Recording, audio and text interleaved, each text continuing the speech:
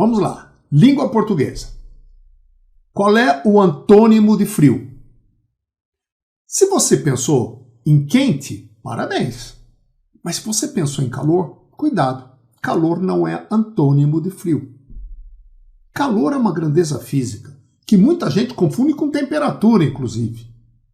Agora, eu te pergunto, se eu pegar pedra de gelo a menos 10 graus Celsius e colocar no líquido, eu posso esquentar esse líquido?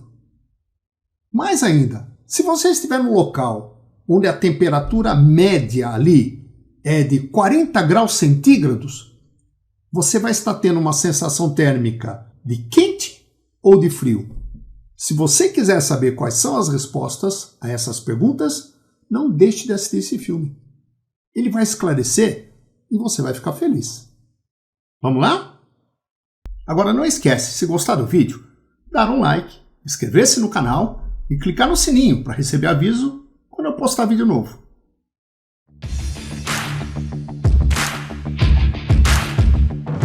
Para você entender as escalas termométricas, é fundamental que você tenha o conceito de temperatura e calor.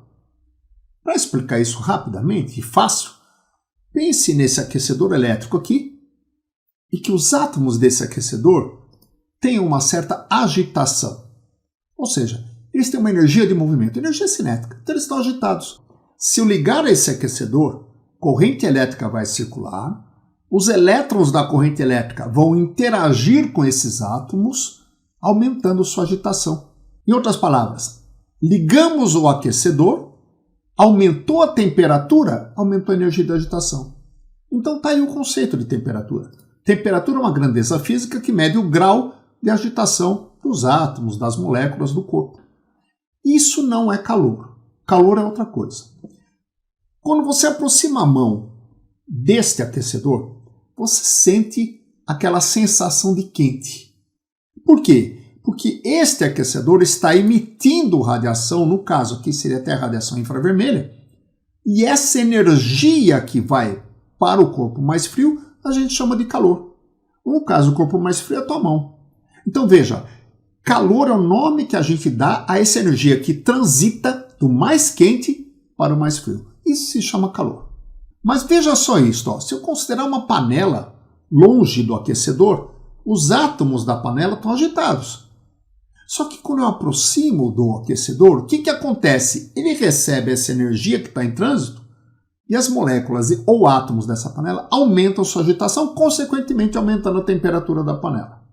Entendeu? Essa é a diferença entre temperatura e calor. Temperatura mede o grau de agitação das moléculas. Calor, energia térmica em trânsito do mais quente para o mais frio. Então agora vamos aprender a medir temperatura. Muito bem. Para nós medirmos temperatura, a gente vai ter que entender o conceito de grandeza termométrica. Vamos começar pelos exemplos, tá? Primeiramente, ó, eu tenho aqui um fio, fio de cobre no caso aqui, eu estou medindo a resistência elétrica desse pedaço de fio. E ela está me dando aqui uma resistência de 0,24 ohms. Resistência elétrica. Repare que se eu aquecer esse fio, olha o que acontece com a resistência elétrica. Ela varia. Portanto, a resistência elétrica depende da temperatura. E até fácil de entender. Ela aumentou, né? Era 0,24, foi para 0,39. Por quê? Devido à agitação ter aumentado, dificulta o trânsito de elétrons, portanto, dificulta a passagem de corrente elétrica. É isso. Então, grandeza que varia com a temperatura, a gente chama de grandeza termométrica. Porque dá para a gente medir a temperatura observando essa variação. Agora, dá uma olhada nisto.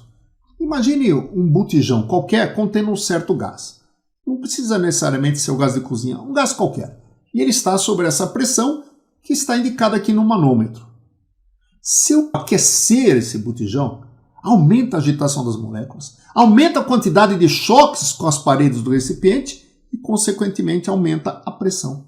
Então, pressão é uma grandeza que varia com a temperatura. É a chamada grandeza termométrica. Eu posso até medir a temperatura de um corpo, ou de um gás, no caso, através da pressão. Legal? Outra. Vamos imaginar um pedaço de metal qualquer com comprimento L0. Ora, se eu aquecer esse pedaço de metal, o que acontece? Aumenta a agitação, aumenta o espaço entre as moléculas, ele dilata em todas as direções, mas no caso aqui, como a grandeza predominante era o comprimento, ou seja, o comprimento é muito maior do que o diâmetro, por exemplo, é mais fácil perceber a dilatação do comprimento. Portanto, o comprimento também é grandeza termométrica, varia com a temperatura. Em outras palavras, todas essas grandezas, resistência elétrica, pressão, comprimento, estão relacionadas com o grau de agitação das moléculas, consequentemente com a temperatura. Então, o que vem a ser uma grandeza termométrica? Grandeza termométrica são aquelas grandezas cujos valores variam conforme varia a temperatura. E é por essa variação que eu consigo medir a temperatura.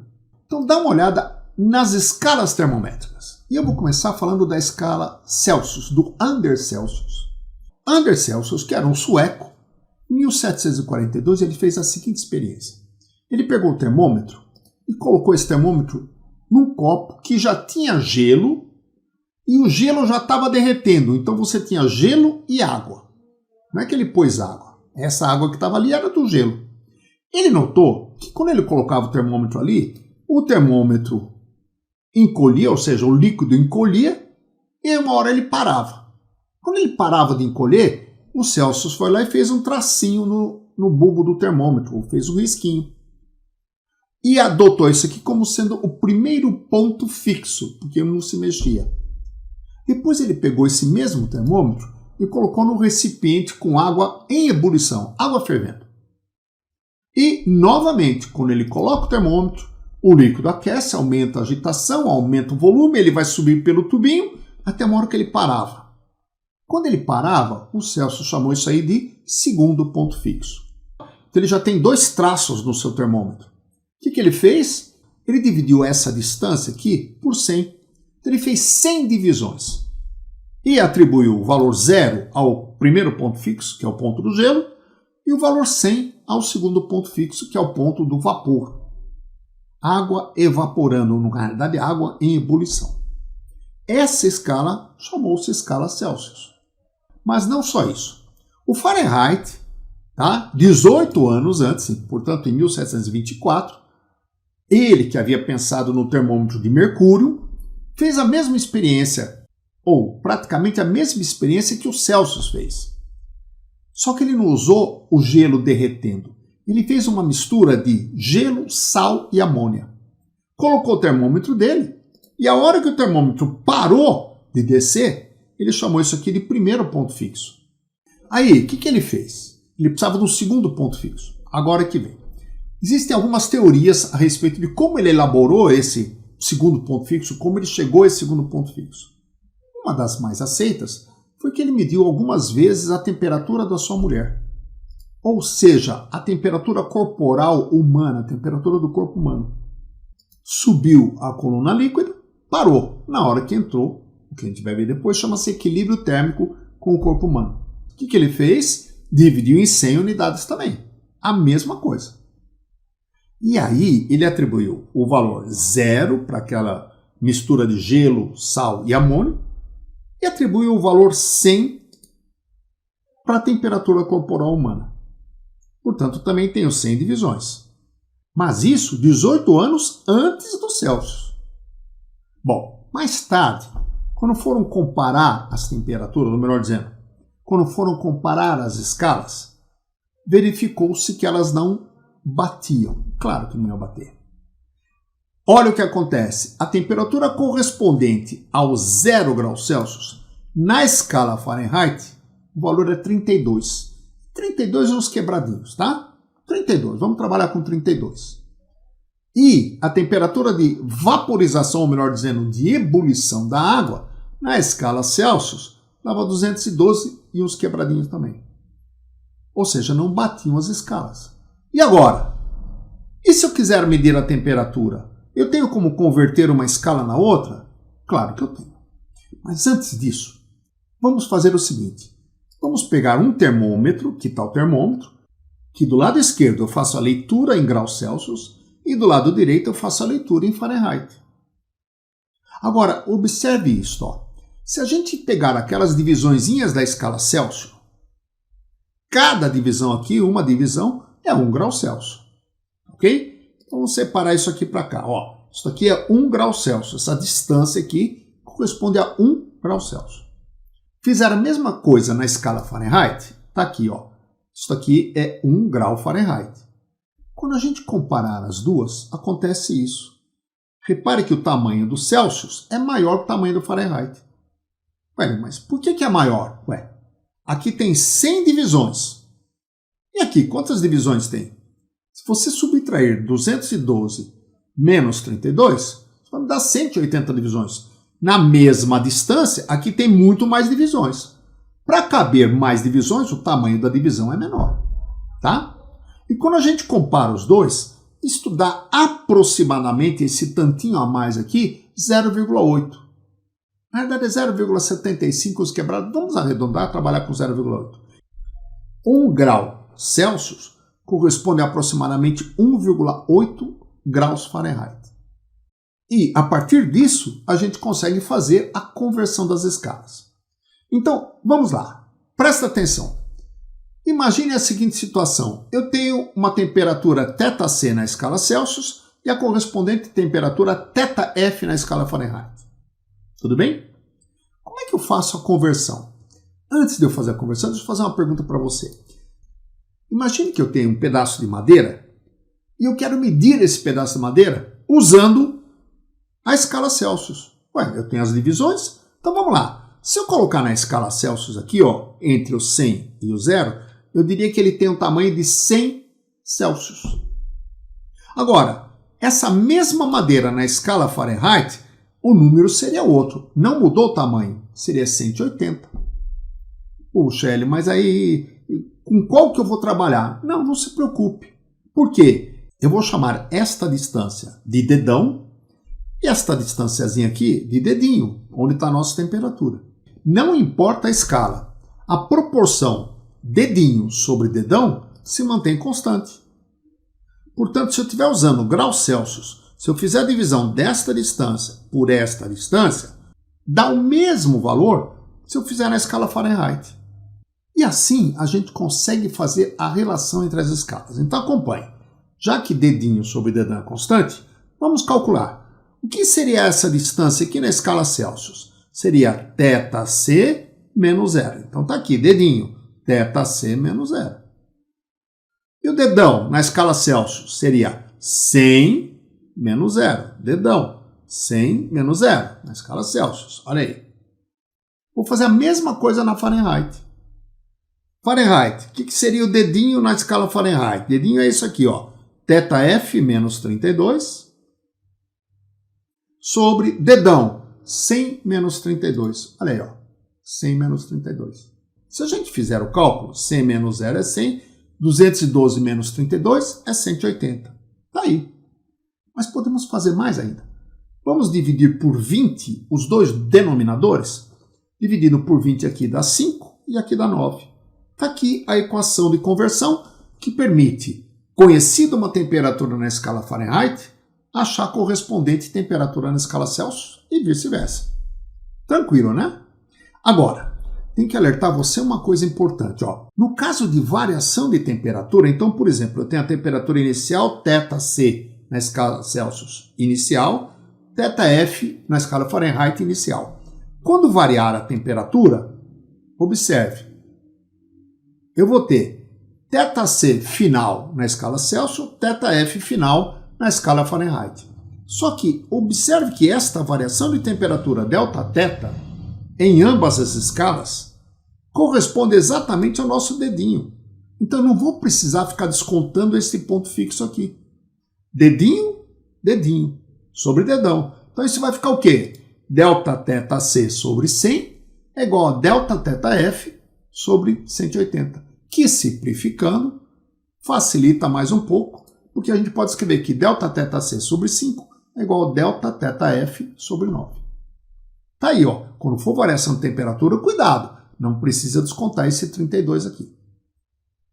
E a última escala que eu quero comentar com você é a escala absoluta. O que é a escala absoluta? É toda escala que é condizente com a definição de temperatura. Eu não estou entendendo. Tá, imagine que eu tenho aqui uma peça de metal, uma barra de metal, e os átomos dessa barra de metal estão uma certa agitação. Eles estão agitados, então ele tem uma temperatura, por exemplo, temperatura ambiente. Mas e se a gente colocasse isso daí, por exemplo, num freezer?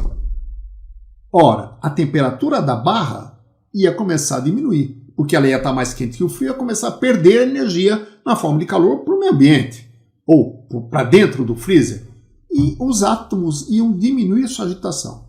Agora, pensa numa hipótese absurda, que eu conseguisse reduzir a temperatura dessa barra de metal até os átomos pararem. Na hora que eles parassem de agitar, a temperatura teria que ser zero. Isso, exatamente isso. Isso é o que a gente chama de zero absoluto. Então, o zero absoluto seria aquele estágio da matéria em que os átomos ou moléculas não estariam agitados. E isso é impossível da gente obter. Já se chegou a valores muito próximos do zero absoluto. 0,0 qualquer coisa Kelvin. Mas é muito próximo. Não é o zero absoluto. Quem inventou essa escala foi justamente o Kelvin. Na realidade, William Thomson, isso em 1848. Foi ele quem inventou, entre aspas, a escala Kelvin, que foi agraciado, inclusive, com o título de Lord Kelvin. Ora, o que é a escala absoluta? É uma escala que é condizente com o conceito de temperatura. O zero absoluto corresponde à ausência total de agitação. E se nós compararmos essa escala com a escala Celsius, observe que coisa interessante. O 0 graus Celsius na escala Kelvin corresponde a 273,15. O 100 graus Celsius na escala Kelvin corresponde a 373,15. Mas você não precisa se preocupar com esse vírgula 15 aqui não. Normalmente a gente trabalha com 273 e 373. E agora eu quero fazer um alerta a você. Muita atenção. Quantas divisões tem aqui? 373 menos 273, 100 divisões. Quantas divisões tem a Celsius? 100 divisões. Então, ambas as escalas são chamadas de escalas centígradas. Por quê? Porque entre o primeiro ponto fixo e o segundo ponto fixo tem 100 divisões. Ou entre o ponto de gelo e o ponto de vapor tem 100 divisões. Olha que importância tem isso. Por quê? Você já deve ter ouvido na televisão, ou ouvido no rádio, ou visto alguém falar: nossa, a temperatura no local é 40 graus centígrados. E se eu falar para você que isso não me dá informação nenhuma? Não dá. Por quê? Por causa disso, 40 graus centígrados, se você pensar na escala Celsius, que é centígrada, é calor, ou seja, uma sensação de quente. Agora, se você pensar 40 Kelvin, que a gente não fala graus Kelvin, a gente fala Kelvin, justamente por ser uma escala absoluta. 40 Kelvin é muito frio, já está próximo do zero absoluto. Então é errado falar 40 graus centígrados. Você deve falar 40 graus Celsius. Muita gente pensa que aquele Czão, com a bolinha lá, graus C, aquele C é centígrado. Não, aquele C é de Celsius. Cuidado, tá? Bom, como é que eu faço a conversão de uma escala para outra? Bem fácil. Quando a temperatura na escala Celsius for θC, a Kelvin é T. A gente usa o T maiúsculo. Como é que eu faço a conversão? É bem fácil. Qual é a conversão? É essa relação. A temperatura na escala Kelvin é a temperatura na Celsius mais 273.